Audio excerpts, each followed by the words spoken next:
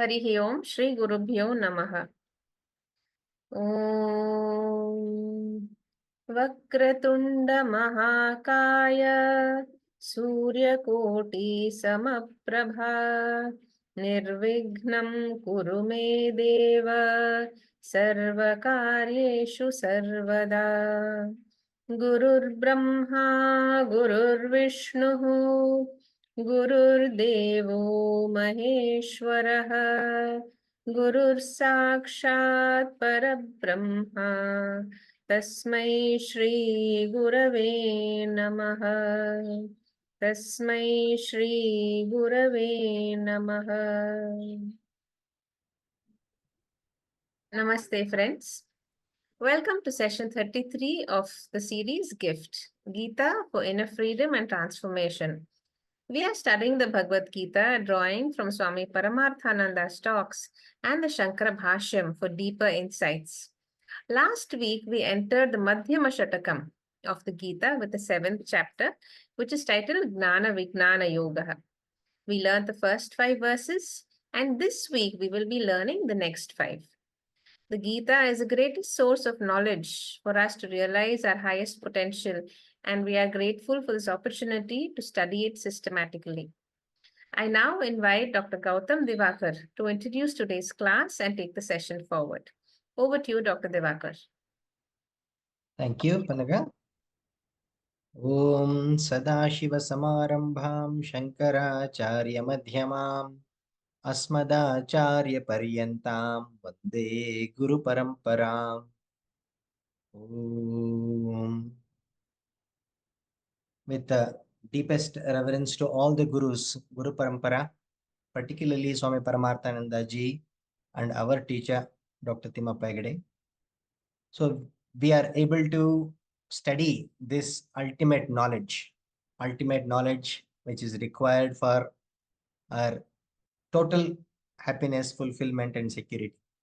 So that is nothing but the Atma Gnanam through this medium, through this channel, and thanks to all the Param Vedanta team for bringing this wonderful sessions. So we are studying the 7th chapter, which is titled Gnana Vijnana Yoga. As we know, 7th chapter comes in this Madhyama Shatkam. So Shatkam is 6 chapters. First 6 is the Prathama Shatkam, and the second one starts from the 7th till the 12th one.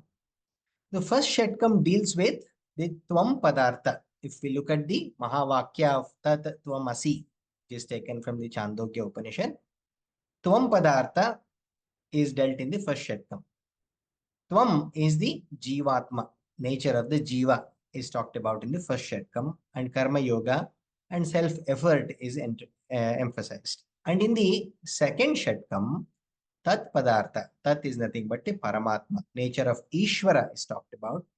Here the sadhana which is emphasized is the Upasana Yoga, and the other topic which is covered is the grace or the Krupa of the God is emphasized. And in the last Shatkam, the Asi, the culmination, the Jivatma, Paramatma, Aikya Vichara, Gnana Yoga, and the disciplines, the values and virtues which are required for the sadhana, for the sadhaka is emphasized.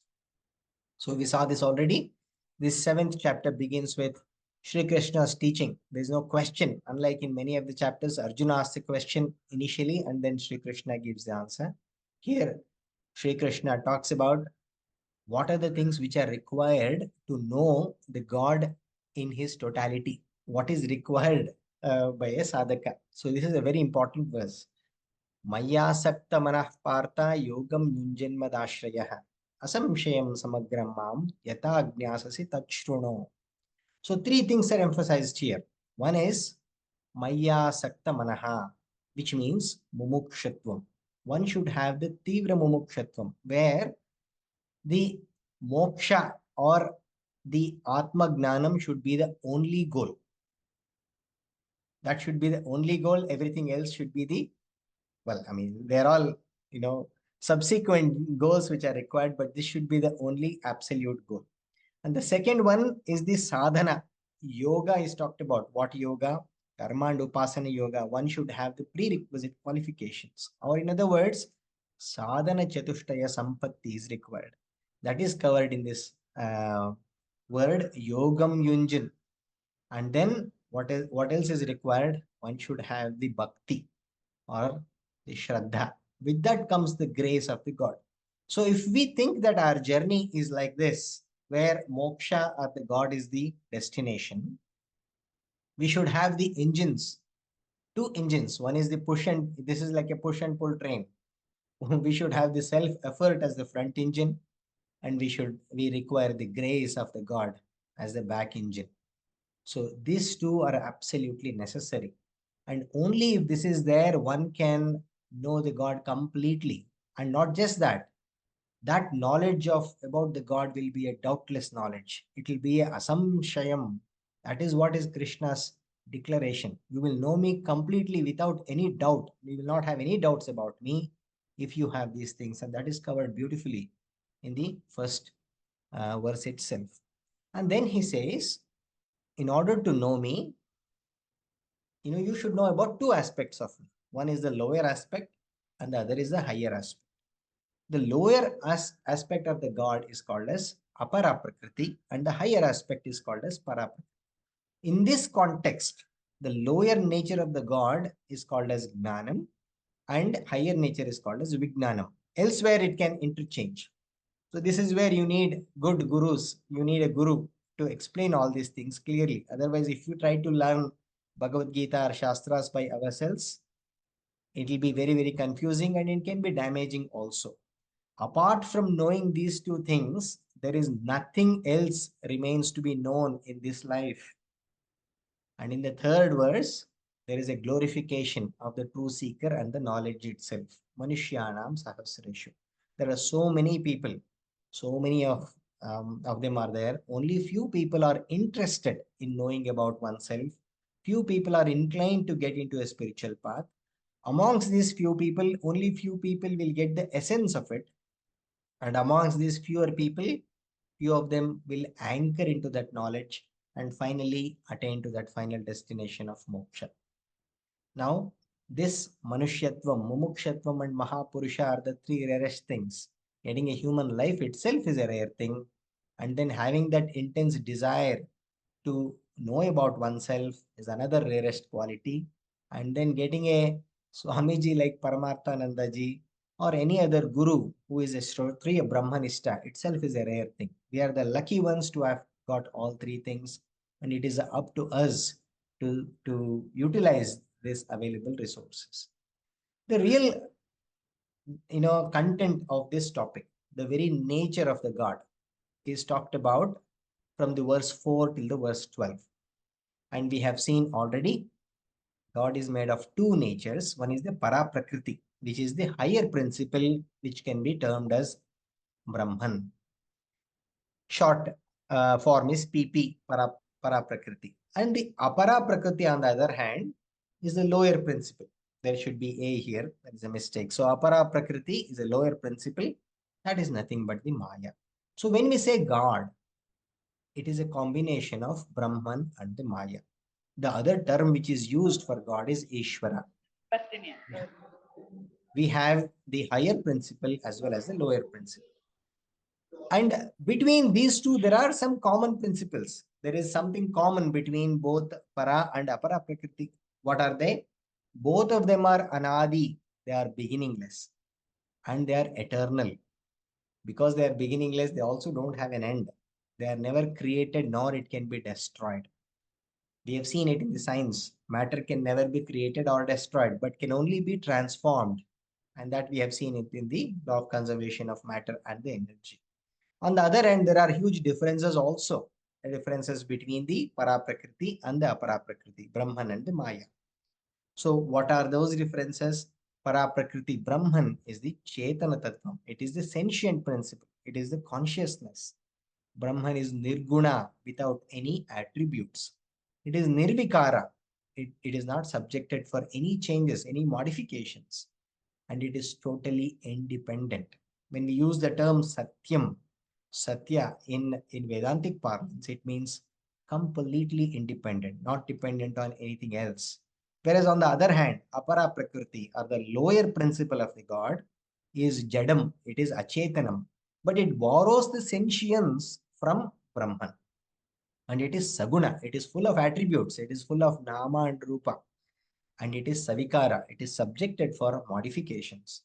And therefore, it is mithya because it is not sentient. It is borrowing its existence and sentience from Brahman. It is dependent on Brahman. Therefore, it is mithya. Mithya doesn't mean it is false. Mithya is a lower order of reality. Mithya means it doesn't have its own independent existence. That's what it means. Now, in order to explain all this, Krishna borrows Sankhya philosophy. Sankhya of Kapila Muni is that philosophy is borrowed to explain the creation also. So creation takes place in two stages. So, and there is nothing called as creation, by the way. Prior to the manifestation, there was always two things. Well, there was always one thing only. And that one thing is God. God, as we know, is one para prakriti and one apara prakriti. The second stage is that one apara prakriti, Maya, modifies itself into different stages. Now, just as the example taken in the Dakshinamurti Stotra itself, Bijasyantaravangkurau Jagaditam Prang Nirvikalpam Punaha. So, from the seed comes the plant becomes a tree, and then from the tree again the seed comes. That cycle is eternal. No one can really break that cycle. So, like that, that seed is always there. What is that seed? That seed is a God or Ishvara. From that, that one Brahman and one Apara Prakriti, one Maya, manifests itself into one Brahman. That Brahman will never change. We have seen that already. It is Nirvikhara. Okay, one Brahman and 8 portions of Apara Prakriti, eightfold manifestation happens. And from that, the Bhautika Prapancha, all the universe that we see gets manifested. So that is what is talked about in this verse. That is the fourth verse that we have already completed. Bhumi rapo nalo vayu kammano buddhirevancha. So here we have seen the earth, water, fire, air, and space. All of them are the subtle Panchabhutani. From that becomes the gross Panchabhutani, and from that happens the 14 lokas, all the tangible universe that we are seeing. And finally, what are those 8 ones? The 5 elements are there, and from that, you have after that you have buddhi, mana, and ahankara. And Shankaracharya explains in his Bhashyam very quickly. These are all the technical words. These are nothing but the cosmic precursors for the antahkarana that we all have. Shankaracharya replaces them with avyaktam, mahat, and ahankara. And then the fifth verse is a mahavakya verse.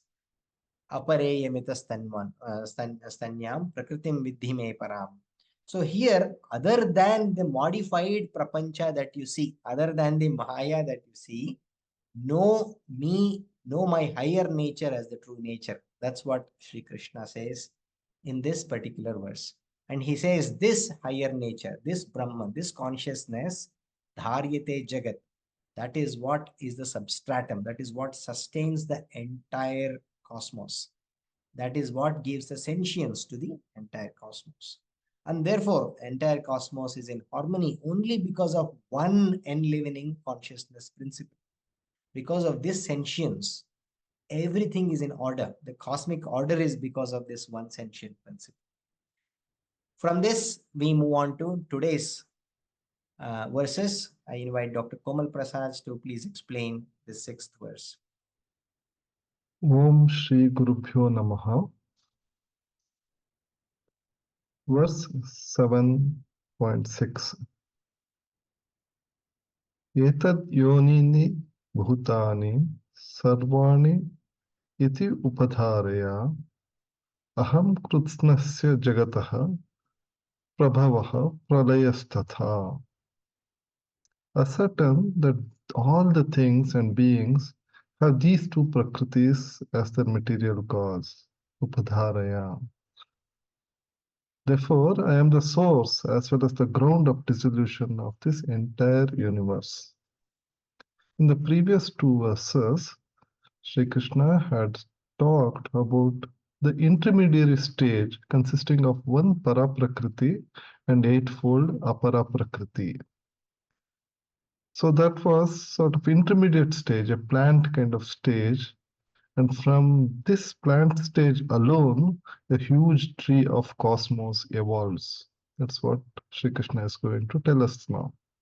So Sarvani Bhutani, all the things and beings that we experience, from the minutest microorganism to the most evolved human body, everything, Etad Yonini has its cause as me, the para apara prakriti, mixture.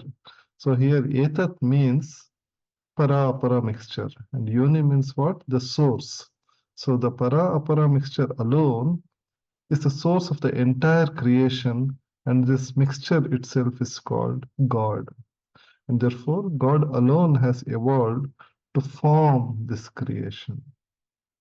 God alone has evolved in the form of this creation. So, this is a revolution. Sri Krishna is revolutionizing our concept of God. Until now, our concept of God is what? It's like a person sitting like Shiva in Kailasam, or Vishnu lying on Adishesha in Vaikunta. So we have an idea, that idea that's in the beginning stage. So gradually we'll have to evolve our idea of God. We can't appreciate the true nature of God in the beginning itself. That's why these stages are told for us to understand the idea of God and and how it evolves. So Sri Krishna is taking us through that. First, as in scriptures, the evolution, introduction to God happens first, God as a person, and then second, God as the universe in itself. And then we reach to the stage of God as a Nirguna Chaitanya, the propertyless consciousness, the abstract truth. God is an abstract truth very few people can appreciate. Therefore, it is never presented in the beginning. It's a gradual journey. Like in the next slide, we see God is presented as a person in the beginning, then next as the universe itself, and then the absolute, Nirguna. Now, Sri Krishna says, do not look up for God as a person. Learn to look at everything as my own manifestation, as God's own manifestation.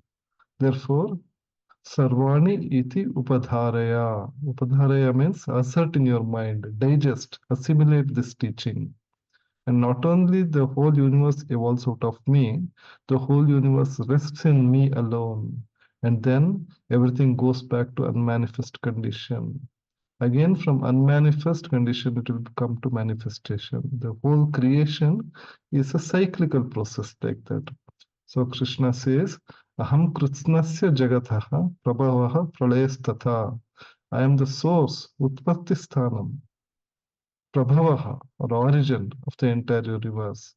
And not only I am Prabhavaha, Tatha Pralaya. In the same way, I am the resolution ground also. The whole thing will come to me alone. So I throw out and resolve. Exactly like how we project our dream universe. If you can imagine the process of dream, out of our mind emerges the vast dream world, which has got not only creations, but you can also generate even time and space out of your mind, which resolves when we wake up. This is the 6th verse. Thank you very much. Thank you, Dr. Komal, for explaining this wonderful verse again. So all these verses are um, extremely important, and all of them are borrowed from the Upanishads. And Swamiji says that the nature of the God is not explained elsewhere in so much of depth. The verse 4 from 4 till verse 12 of the 7th chapter is where you need to get to the nature of Paramatma. So here we have seen the final stage of how the gross universe is created. Etad yonini bhutani. So we have seen already Brahman is both the intelligent cause, which is also called as the nimitta karanam, and also the material cause, which is called as upadana karanam. We will remember that from Mundakopanishads, taking the example of the spider, where a spider is the creator of the web, and also the web comes from the spider itself. So Brahman is both the intelligent and the material cause, and that is called as Abhinna Nimitta Upadana Karanam. Here, Upadana Karanam of Ishvara is talked about. Intelligent cause is not covered here. Brahman is the Nirvikara or Vivarta Upadana Karanam. This will be explained later on in the subsequent verses also. We have seen already Brahman is Nirvikara.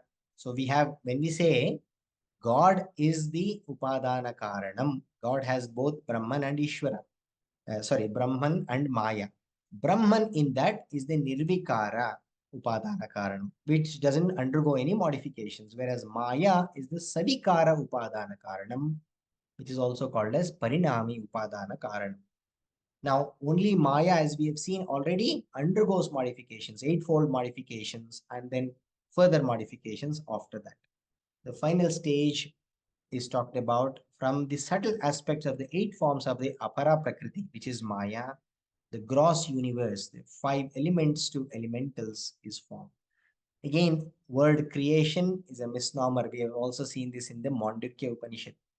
So what we need to understand is it's all manifestation to unmanifestation.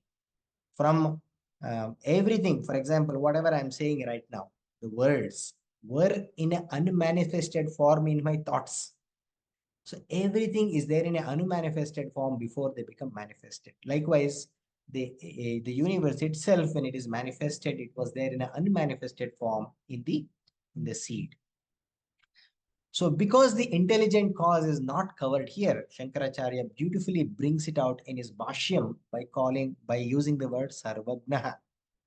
So Sarvagnaha is the word used to indicate that God is both the intelligent, Sarvagnaha, one who is aware of everything, Sarvagnaha, one who is the very sentient principle. So he brings out Sarvagnaha as a word to cover both the Upadana and the Nimitta Karanam. Next, we go on to a very popular, most quoted verse, Mattah Parataram Nanyat. I'll invite Dr. Netra to please explain this. Namaste, Hari Om Shri Gurubhyo Namaha. The 7th verse goes as Matparataram Nanyat Kinchidashti Dhananjaya Mai Sarvamidam Protam Sutre Manigana Iva. O Arjuna, there is no cause at all apart from me. All that is strung in me like beads in a string. After introducing the subject matter in the first 3 verses, from the 4th verse onwards, Lord Krishna has entered into the main theme of the 7th chapter. And one of the central theme is Ishvara Swarupa, or the nature of God. What is God? What is the function of God? And we saw God is defined as Jagat Karanam, the cause of the universe.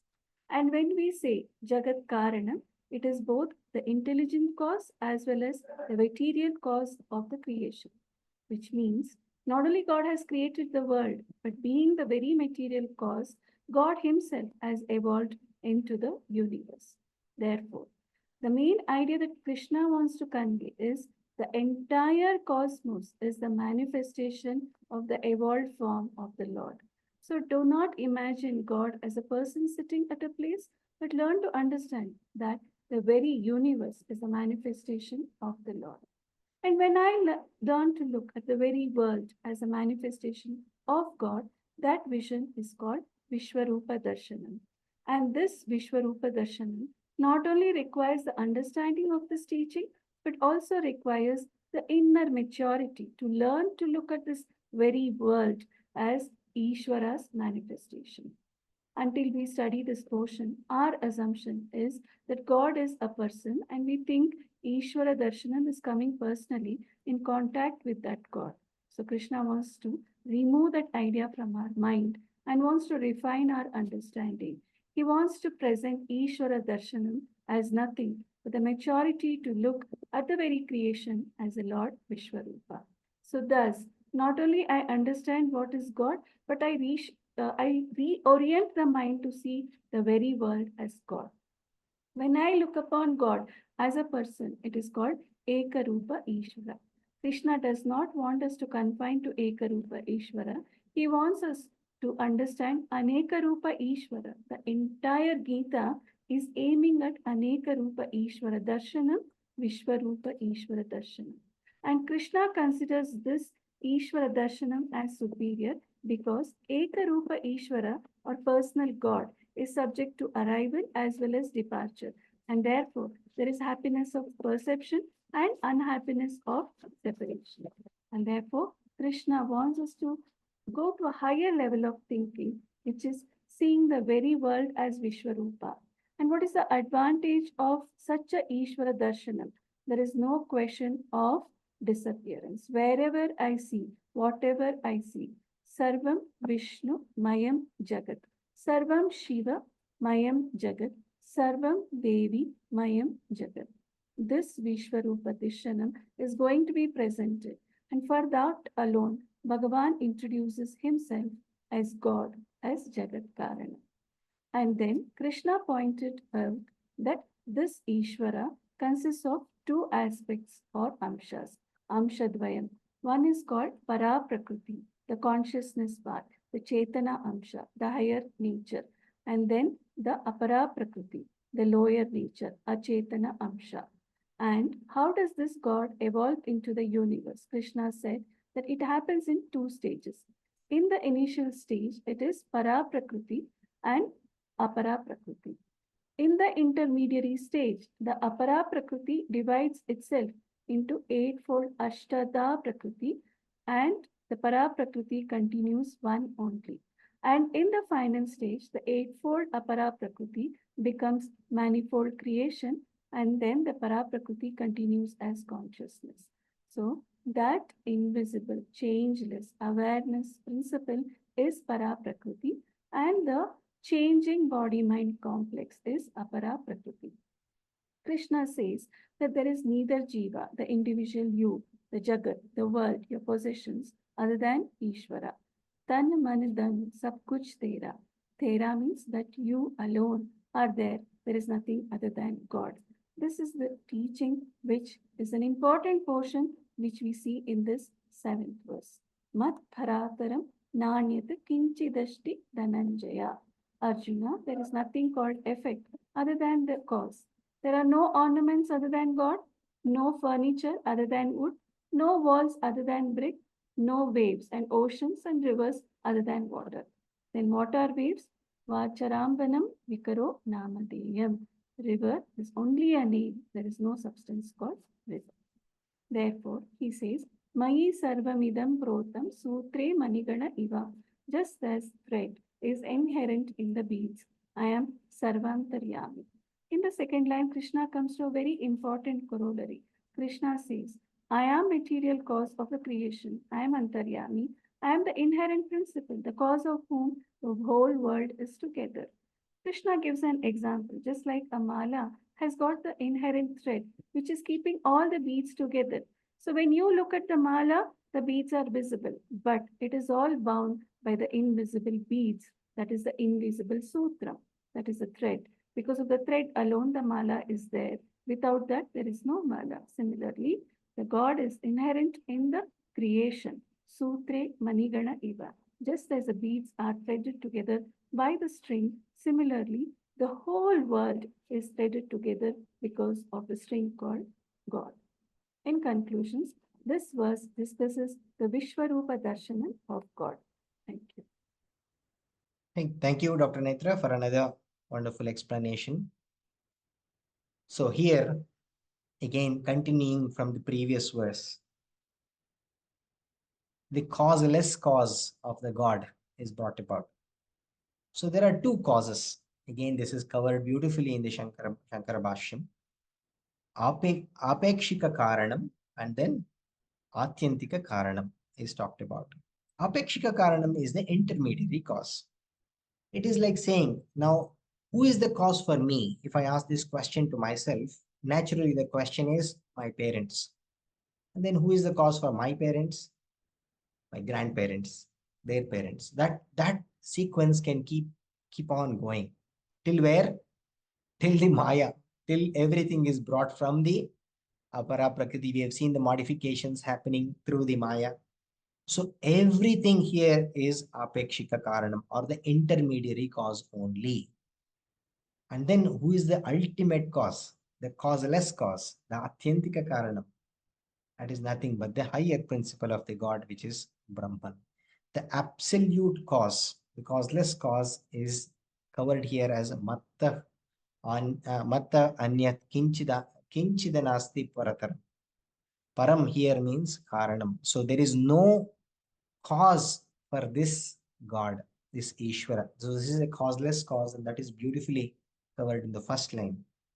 And this causeless cause not only gives the existence and sentience to the whole universe, but also is a substratum. It is also the antaryami. It is the inherent principle in the entire cosmos, just like how a thread, is required for a chain to be, chain to be called as a chain. All the beads are all standing together only because of this chain. So sutre manigana eva. So this sutra is the dara, that is the thread. And manigana, so all this chain gets its name only because of this thread. If there is no thread, there is no name called as chain. That beads will obviously conceal this thread. That invisible sentient principle is nothing but the God. It is nothing but the higher principle of the God.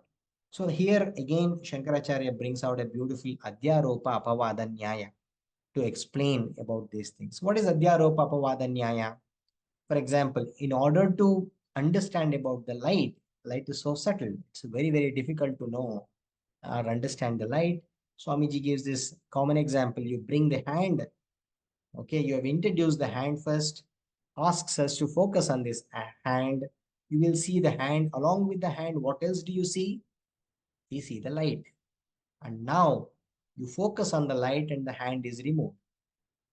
So because the subject matter is so subtle, you bring in some other object in order to bring our thoughts and make our thoughts become aware of this subtle subject, and then take out the initial object that is brought out. So that is what is Adhyaropa, is bringing something, Apavada is negating it.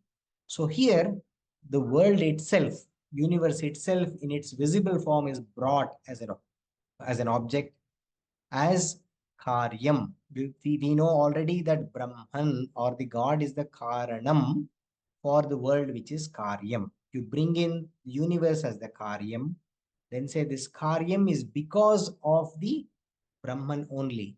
The example taken in the previous one is, you see the pots here. You see the pot here, which is a clay pot.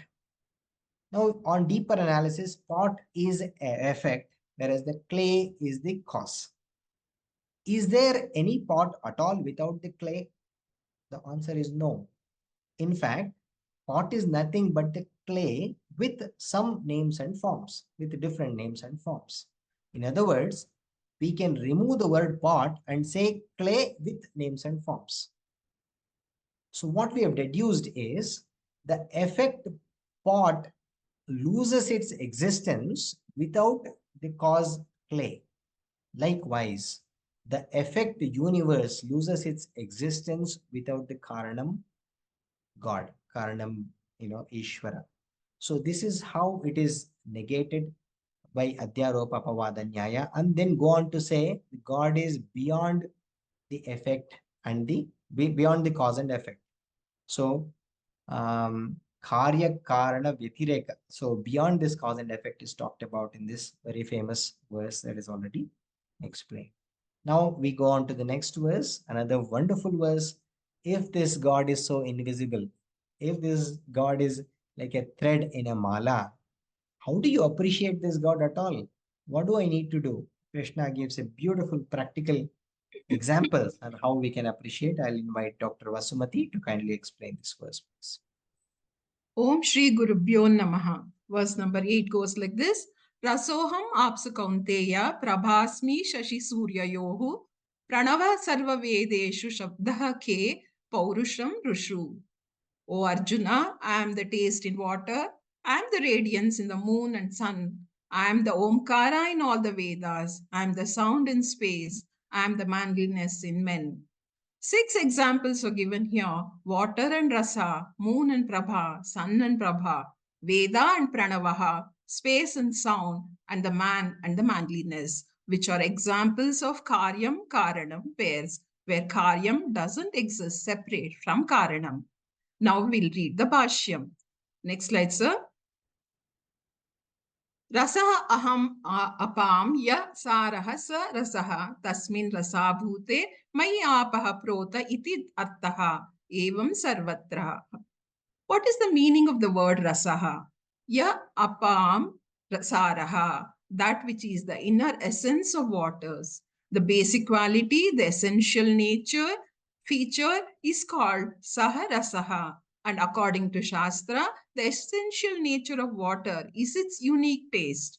And that unique taste of water alone is the Mula Karanam for all other Shadrasams also. Just as white light contains the 7 colors of the spectrum, the rasa of water is not one rasa, but shadrasa in potential form. We talk about 5 gunas of the 5 elements. Shabda belonging to Akasha, Sparsha belonging to Vayu, Rupa belonging to Agni, Rasa belonging to Jalam, and Gandha belonging to Prithvi. Even though we look upon them as the properties of the Panchabhutas, according to Shastra, they are not the properties of the Panchabhutas. These 5 are the Sukshma Bhutani, which are manifest in Stula Bhutani. So, Shabda is not a guna, but it is Sukshma Akasha Bhutam. Similarly, Sparsha is not the property of Vayu. Sparsha is the Sukshma Vayu Bhutam, which is the Karanam of the Stula Vayu. Similarly, Rupa is Sukshma Agnihi, Rasa is Sukshma Jalam, and Gandha is Sukshma Prithvi. Since Sukshma Bhutani manifest in the Stula Bhutani as the Shabda, Sparsha, Rupa, Rasa, and Gandha, we mistake them as properties, but really speaking, they are manifested versions of Pancha Sukshma Bhutani. It is like when you say golden bangle, the word golden appears to be the property of the bangle. Really speaking, it is not the property, it is the material cause of the bangle. And extending that, in this shloka, rasaha should be translated as Sukshma Jalam, which is the cause of Apsu. I am that Sukshma Jalam in which Apaha, Stula Jalam, is Protaha. It is interwoven. Without the Sukshma Jalam, Stula Jalam cannot exist. Iti Artaha, that is the meaning. Sarvatra means Panchabhuteshu api aham karana rupena bhavami. Next slide, sir. यथा अहम आप्सुरसः एवं प्रभा अस्मि शशि सूर्ययोः प्रणवः ओंकारः सर्ववेदेषु तस्मिन् प्रणवभूते मयि सर्वे वेदः प्रोतः. So, yata aham apsu rasaha, just as I am the essential feature taste of water, evam in this manner, prabha asmi, I am the brilliance of every luminary of the sky. Shashi Surya Yoho, like the moon, I am like the moonlight in the moon. Similarly, Surya, there is no sun without its essential feature, sunlight. Then, Pranava is in the Moolam is equal to Omkaraha. Word Pranavaha means the best word which reveals Brahman. And what is that best word which reveals Brahman? Om. Sarva Vedeshu, which is the essence of all the Vedas, Vedasaraha. Tasmin Pranava Bhute Mayi. You should compare Pranava to the thread in which Sarva Vedaha, all the Vedas are interwoven with the Omkara thread alone. Once you remove the thread, the cloth is not there. Once you remove Omkara, Veda itself is not there. Next slide, sir. Tata khe akashe shabdah sarabhutah tasmin mayikham protham tata paurusham purushasya bhavaha yatah pum buddhihin rusu tasmin mayi purushaha protah. Tata, so also, khe akashe, K is Akashe. That is, K is the mool in the moolam is equal to Akashe. And what Akashe? Stula Akashe. In the gross Akasha. I am the Shabda. How should we understand Shabda? Sukshma Akashaha, the sound we are experiencing in Sukshma Akasha, but manifest in Stula Akasha. The next sentence is Tasmin Mayi Kham Protam. Tasmin means in that Sukshma Akasha, the Stula Akasha is interwoven.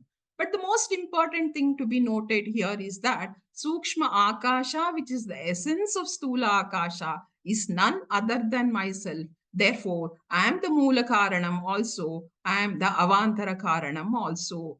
The idea is whenever you experience sound, you should remember that you're experiencing Bhagavan. Whenever you drink water, may you be aware that you're experiencing Bhagavan. Next slide, sir. Lord Krishna defined Bhagavan, that is himself, as Jagat Karanam, consisting of Paraprakriti and Aparaprakriti. And since Bhagavan is Karanam and the entire universe is Karyam, the natural corollary is that Bhagavan alone is the essence of everything, because Karanam alone is the essence of all the Karyam. Therefore, Bhagavan can be called the ultimate essence of the entire creation. Then the last item is Tatha. Tatha means so also. Paurusham is in the Moolam, is equal to Purushasya Bhavaha, which means the essential nature of a human being, which makes human being a human being. So you can translate it as humanness, Yata Pum Buddhi Rusu, because of which alone a human being is seen as a human being. That essential nature of a human being is also myself. Purushaha Protaha, all the human beings are interwoven. The unique feature of human being is the Purushakaraha, or the free will, and that free will also is my own expression only. The Anvaya therefore is He Kaunteya Apsu Aham Rasaha Asmi Shashi Suryayohu Aham Prabha Asmi Sarva Vedeshu Aham Pranavaha Asmi Khe Aham Shabdaha Asmi Rusu Aham Paurusham Asmi. Thank you, sir. Hari Om. Thank you so much, Dr. Vasmati, for a brilliant explanation and a complete um, details given from the Shankara Bhashyam. Thank you so much. So what a fantastic verse this is. And it's so practical also. When we start looking or searching for the God, where is the God? The answer is, where is he not? So here the very important message given is the essence of everything. You take example of the water. The essence of the water is its taste, let us say. Essence of the sun, which is the radiance or the brightness. Likewise, you can think of anything. If you are eating sugar, the sweetness is the essence of it. If you're talking about animal, whatever it is, so whatever is the essence of that particular animal is the God. We can already see that this is a build-up to the Vishwarupa Darshana, Vishwarupa Ishvara Darshana, which is the 11th chapter. So from here itself, the build-up, the attitudinal shift will start to happen for a sadhaka. When the divinization of the entire universe takes place, with this knowledge, naturally we will have a lot of gratefulness. We will develop humility towards everything that we experience. Few sample examples are taken by Sri Krishna. Everything is, for example, in the previous verse, in the 7th verse, Sutre Manigana Iva is talked about, like the thread. But in reality, even the thread is also the God. Even if it need not be just an example, but even the thread is also a God. As we know already, God is both higher and lower form. In the Jada Vastu, God is there as an existent principle, purely as a existent or a Sat Padartha. Whereas in a sentient, living beings, it could be plant, animals, it is there as a Chetana Vastu, Chit Padartha. So Sat in the Jada Vastu, Chit in the existent, Chit in the living beings. So everything is God alone. So here the few examples are taken that was beautifully brought out. In the in the next verse, we will see the continuation of this. I'll invite Srimati Sharmila to kindly explain the 9th verse. Shri Gurubhyo Namaha, verse 7.9. In continuation of the previous verses, Shri Krishna wants to convey that the entire universe is the manifestation of God. As we already know, this vision of looking at the world as God is called Vishwarupa Ishvara Darshanam. One needs to study the scriptures and develop the inner maturity to experience this higher vision. So, why is this a higher vision of God? In Ekarupa Darshanam, we see God as a personal God in the form of Rama or Krishna. This personal God is subject to arrival and departure. So, Sri Krishna wants us to reach a higher level where we see the world as God and everything we see as God. Lord Krishna wants to convey to us that there is nothing other than God. Why is this vision of God superior? When we see the world as the world, it creates samsara. But when we see the world as the divine God, then it creates the divinization of the world. When our attitude towards the world changes, then we begin to revere the world. Now, let us understand verse 7.9. Punyo gandha prithvivyam cha tejaschasmi vibhavasau jivanam sarva bhuteshu tapaschasmi tapasvishu. O Arjuna, moreover, I am the fragrance in earth, I am the heat in fire, I am the life in all beings, and I am the austerity in ascetics. The word meanings go like this.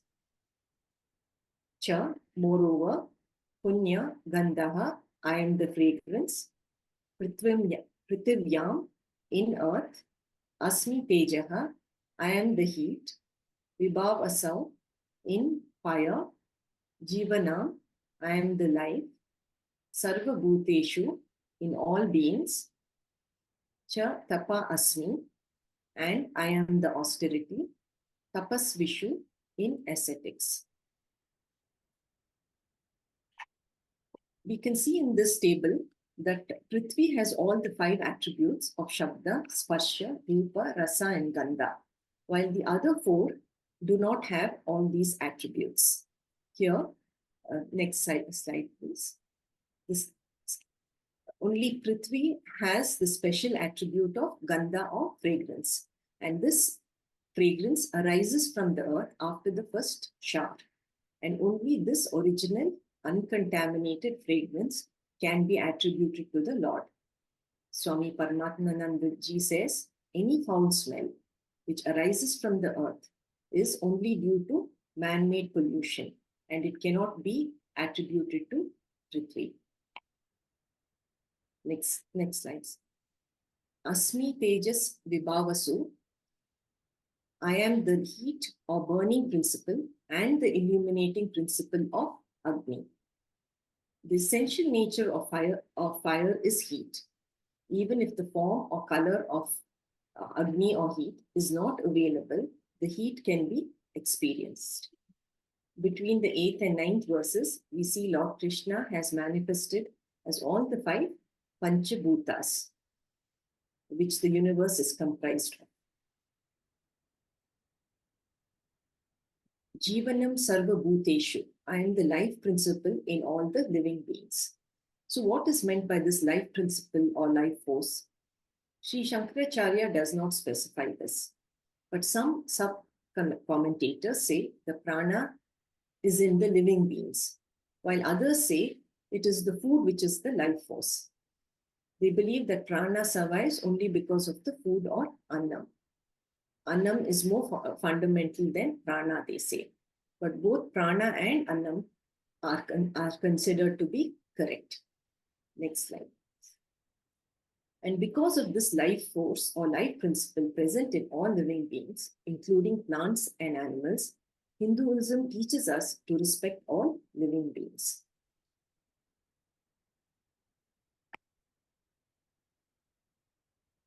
Tapas chasmi, tapas vishu, I am the austerity in the ascetics. Shri Krishna says he is the austerity or tapas in the austere people like the sages and the saints. Tapas can include siddhis and virtues.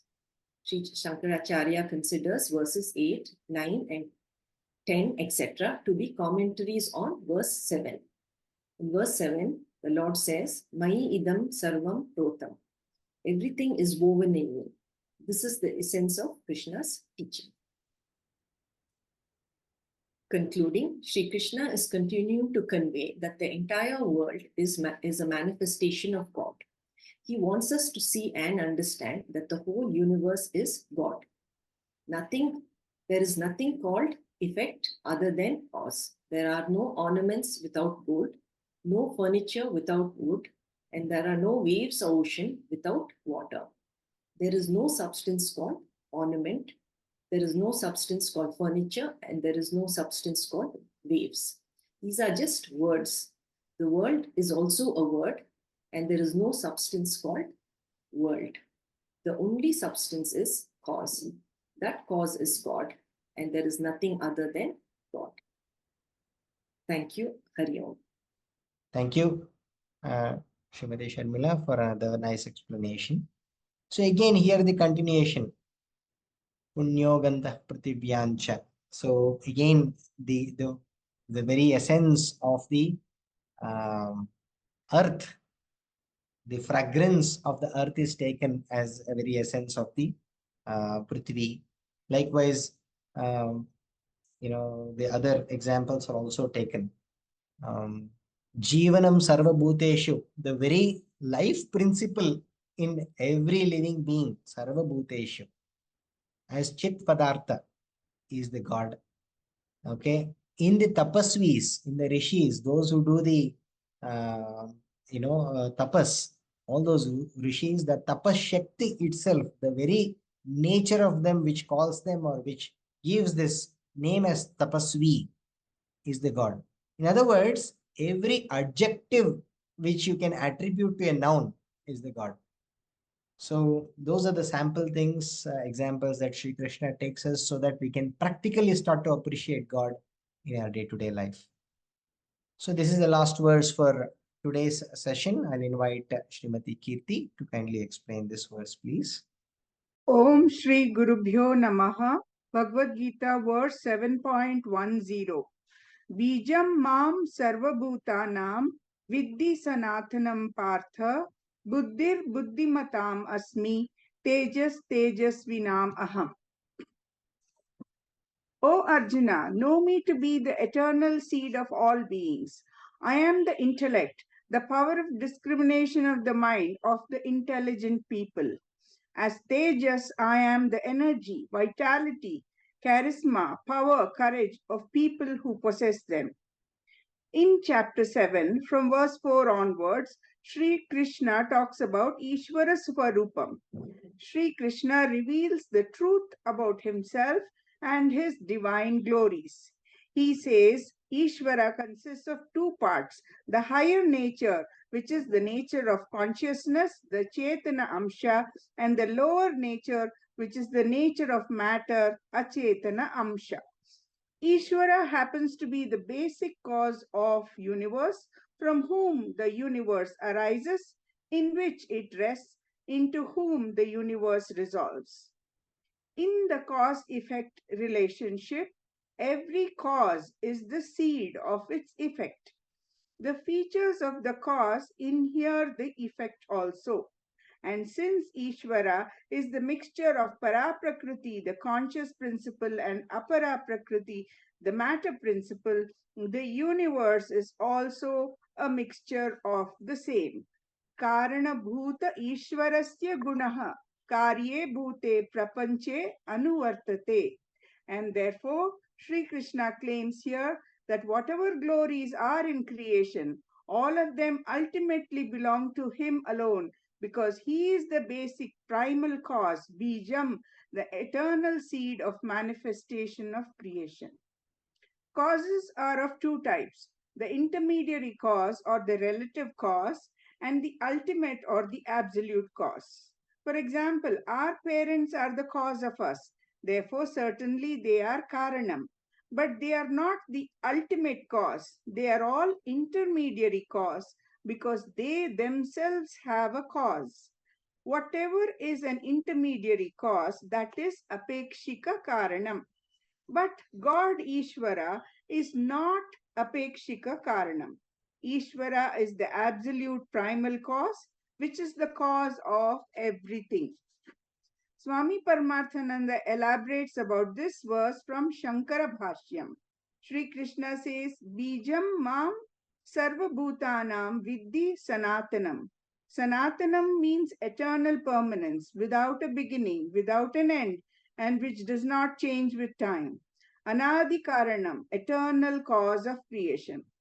Bijam is in the Moolam, means Utpatti Karanam of Sarva Bhutanam. I am the source, the origin of all, the cause of all causes, expressed here as Bijam, the seed of the entire creation. And the reason for this is Ishvara is both Nimitta and Upadana Karanam of the universe. Nimitta Karana is the intelligent cause and Upadana Karana is the material cause. Nimitta Karana is the cause which makes Upadana Karana manifest as Karyam or effect. This sentient Nimitta Karana of the world in which the initiative of creation of Jagat is seen is Brahman. Sri Krishna says, I am Vivarta Upadana Karanam as Paraprakriti and I am Parinami Upadana Karanam as Aparaprakriti. In Advaita Vedanta, Vivarta Upadana Karanam means a cause that does not change. Paraprakriti is the changeless material cause. Brahman provides the existence component of creation. Parinami Upadana Karana means a transformative material cause that changes to produce effect. Apara Prakriti, the changing material cause called Maya, provides the Nama Rupa component to the creation. So Bijam is Parinami Vivarta Upadana Karanam of creation. The seed of existence is within every living entity. Sri Krishna wants us to look at creation not just as this world, but as a manifestation of Chetana Achetana Mishra Bhuta Ishvaraha. Itimam Vidhi, may you understand. I am Sanatanam Chirantam Mulakaranam of the entire creation. Ishvara is both the creator and the creation and is all knowing and all powerful. Sri Krishna reveals that in all the abilities that manifest in humans, he is the ultimate energy source. His glory is expressed here. Buddhir buddhimatam asmi tejasvinam aham. Buddhi is Viveka Shakti, the intellect, the discriminative power of the mind. Buddhimatam means intelligent people. I am the discriminative power in the discriminative human beings. There are some people who are extraordinarily intelligent, and their glory is because of their intelligence, and that intelligence I am. Similarly, Tejasvina Vinaha Tejasvinam Aham. I am the prowess of the powerful, courage in the courageous, confidence in the confident people. Swamiji says, Tejaha means Parakramaha, Pragalbhyam. Parakramaha is the capacity because of which a person can overcome obstacles, human or non-human, with boldness or brilliance, and that Parakramaha in people I am. Pragalbhyam is the attitude to face everything with moral strength and confidence. That in people I am. If we have any virtues like strength, boldness, intelligence, one should remember that they really do not belong to us, but they are the manifestation of Ishvara. Thank you, sir. Harihi Om. Thank you, Srimati Kirti, for another nice explanation. Here, this first line, Bijam Mam Sarva Bhutanam, should have been perhaps there after the fourth verse. Because here we talked about the causeless cause. That was explained in the seventh verse. Mattah Parataram Nanyat. The very essence, the Bijam, is Ishvara. So for everything that we have seen, whatever we have appreciated as adjectives in every noun, everything, every essence of the objects or the living being has come from the bijam alone.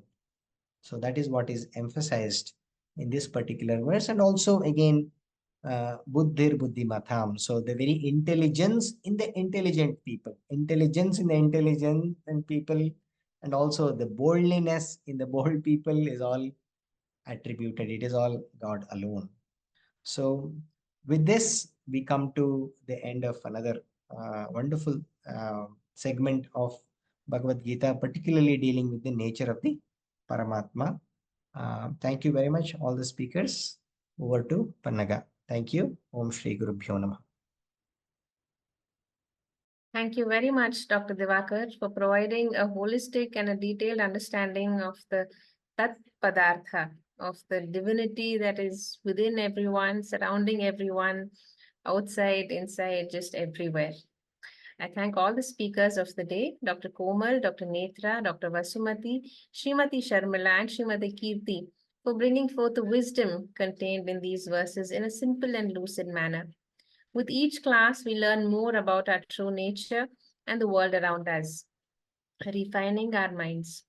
Thank you, dear viewers, for joining us in this spiritual journey. Friends, the learning from our gurus has been life transforming, and we are indebted to them for leading us from ignorance to knowledge, from darkness to light. As all of you are aware, Param Vedanta has been collectively offering Guru Dakshina to all our gurus twice a year, once during Guru Purnima and again during Gita Jayanti.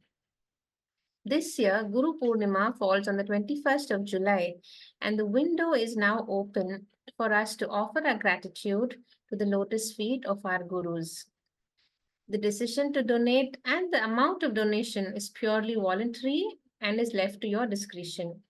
The mode of payment and the account details are now on your screen, and it is suggested that you can take a screenshot for reference during payment. It would also be sent in all the groups on WhatsApp and Telegram.